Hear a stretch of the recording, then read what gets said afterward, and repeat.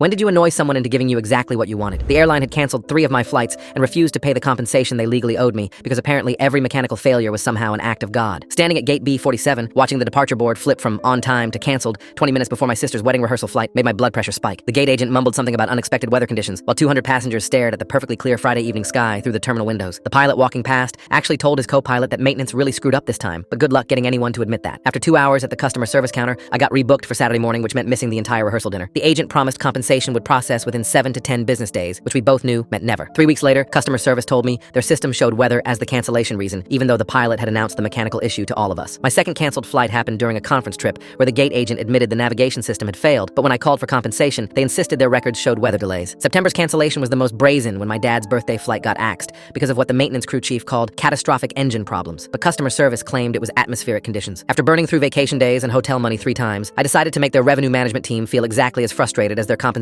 department had made me feel. Their booking system allowed full refunds if you canceled more than 24 hours before departure, so I started booking seats on their most crowded routes and setting alarms to cancel exactly 25 hours before takeoff. Monday morning, I booked 15 business class seats on flights between major hubs using different versions of my name and making sure to pick flights showing only 2 or 3 seats remaining. Tuesday, I reserved 20 premium economy seats on international flights that business travelers desperately needed and canceled each one individually through their phone system to create maximum processing delays. Wednesday, I discovered their group booking feature and started reserving blocks of 10 seats on holiday weekend flights, which triggered their pricing algorithm to jack up rates for the remaining seats. Their social media support accounts started getting bombarded with complaints from executives who couldn't understand why flights showed as sold out online, but gate agents were begging for volunteers to fill empty seats. The phone representatives started recognizing my voice after 2 weeks, so I switched to using their mobile app with different email addresses and continued booking, then canceling premium seats on routes where competitors were charging triple the price. A couple weeks later, I found a direct number to their executive resolution team buried in an old consumer protection website and decided to skip the games entirely. When someone finally answered, I went straight for the throat. I'm calling about systematic fraud, where your employees are being instructed to miscode mechanical cancellations as weather events to avoid paying federally mandated compensation, and I have recordings of 3 separate incidents. The executive resolution specialist tried her deflection script